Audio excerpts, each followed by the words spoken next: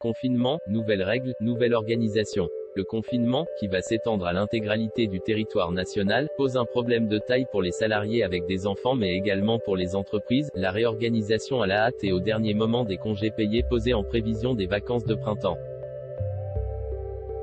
À compter de ce week-end, un confinement de 4 semaines débutera partout sur le territoire national avec, notamment, la fermeture des crèches et des établissements scolaires, jusqu'au 26 avril pour les maternelles, jusqu'au 3 mai pour les collégiens et les lycéens, et 2 semaines de vacances imposées pour toutes les zones. Ce nouveau dispositif implique de fait une nouvelle organisation pour les parents qui, pour certains, avaient déjà posé leurs congés payés à des dates désormais caduques. Pour garder leurs enfants ou simplement passer du temps avec eux, il leur faut donc modifier ces dates à la dernière minute. Et le gouvernement espère que les employeurs se montreront conciliants, car la période de prévenance est habituellement d'1 mois pour poser ses congés. Ce jeudi, le ministère du Travail a donc émis une série de recommandations aux entreprises pour les inviter à faire preuve de compréhension, en facilitant la prise de congés de leurs salariés sur les nouvelles dates de vacances scolaires, du 10 au 26 avril, lorsqu'ils avaient déjà prévu leurs congés à des dates ultérieures. Concrètement, cela veut dire que, pour un parent de la zone B, initialement en vacances du 24 avril au 10 mai, le salarié pourra demander d'avancer ses congés de 15 jours. Pour un parent de la zone C, initialement en vacances du 17 avril au 3 mai, il pourra demander d'avancer sa semaine si elle était prévue du 25 avril au 3 mai. Pour un parent de la zone A, date de congé maintenue du 10 au 26 avril, il prendra ses congés comme prévu. Que peut imposer l'entreprise? Que se passe-t-il si c'est l'employeur qui souhaite imposer à son salarié de poser ses congés au mois d'avril? Là encore, comme l'a rappelé le président de la Confédération des PME François Asselin, l'employeur ne peut pas contraindre un salarié à poser des congés sans un délai de prévenance d'1 mois minimum.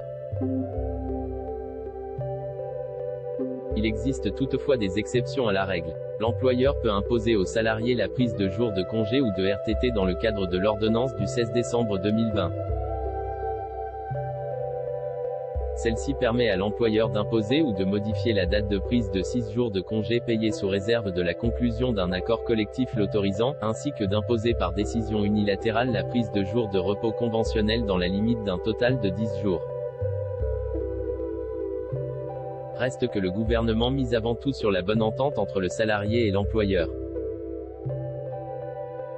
Pour faciliter les modes de garde et éviter les conflits, l'exécutif a autorisé les déplacements entre régions pour amener ou aller chercher un enfant ou plusieurs enfants chez un proche. Si le salarié ne peut pas décaler ses congés, qu'il ne dispose pas de mode de garde et qu'il est dans l'incapacité de télétravailler, alors il pourra être placé en activité partielle. Et dans le service public, la prise de congés et les autorisations spéciales d'absence pour les gardes d'enfants vont être facilitées pour tous les agents publics, suite à la fermeture des écoles, a précisé ce vendredi la ministre de la Transformation et de la Fonction publique, Amélie de Montchalin. D'abord nous facilitons la prise de congés, mais ceux-ci ne seront pas imposés, a déclaré la ministre en évoquant les nouvelles restrictions sanitaires et les conséquences de la fermeture des écoles lors d'un point presse téléphonique. Toutes les personnes qui doivent garder des enfants de moins de 16 ans et qui ont des missions qui ne sont pas télétravaillables, ont la possibilité de bénéficier d'une autorisation spéciale d'absence, équivalent au chômage partiel dans le privé, a-t-elle ajouté. Tous les parents d'enfants qui sont d'habitude dans des crèches, écoles maternelles ou écoles primaires, pourront justifier, comme dans le secteur privé, que si la situation ne leur permet pas de télétravailler car ils n'ont pas de solution de garde, ils pourront bénéficier d'une autorisation spéciale d'absence.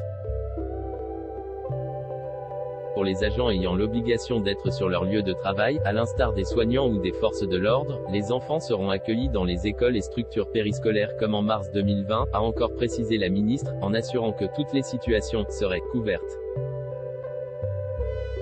À voir également sur le HuffPost pourquoi Macron a voulu une semaine de congé paternité obligatoire, lire aussi. Macron vise la mi-mai pour entamer la réouverture de la culture et des terrasses, les écoles fermées, une solution de raison pour Blanquer.